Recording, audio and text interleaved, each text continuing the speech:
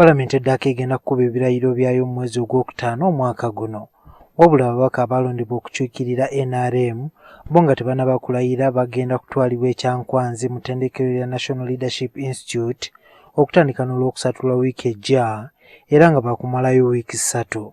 Abali eyo mu 243 be bagenda nga bakusomesebwa ennono y'ekibiina. Omusomo guno nga guwedde tusuubira okuba nga tujja kuba ne NRM Parliamentary Caucus ey'amaanyi eyogera olulimi lumu ekkaanya n'ekintu kimu.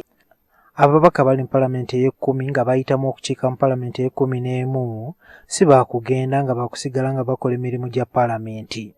Bajja kusigala batambuze emirimu okulaba nti bajeti y'omwaka guno ey'eggwanga eggwa bulungi. Todwong atubuulidde nti olusirika luno terugenda kukubaganya birowoozo ku kifo kya sipiika ekiriko embiranye ensangi zino wakati wa Rebecca Kadaga ne Jacob Oulanyah bombi aba NRM. Definitely there will be a speaker in the 11th parliament. The speaker shall be elected by members of parliament at the right time. So let's wait for that right time. When the members elect the speaker, you'll know who the speaker will be. The retreat is not about the election of the speaker of the 11th parliament.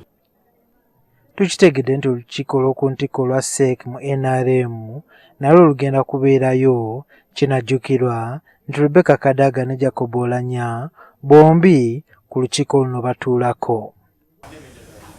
Ate nabo bennyini tubayina mu presentation okulaba nga bagezaako tuyamba okunnyonnyola ababaka abapya. Ababaka nga tebannaba kugenda baakukeberwa COVID-19 olwo abanaasangibwamu obulwadde baakusigala bajjanjabibwe era nga banaaba bagenze baakugemebwa ekirwadde kino. Juma Kiriya, NTV Akawungeezi.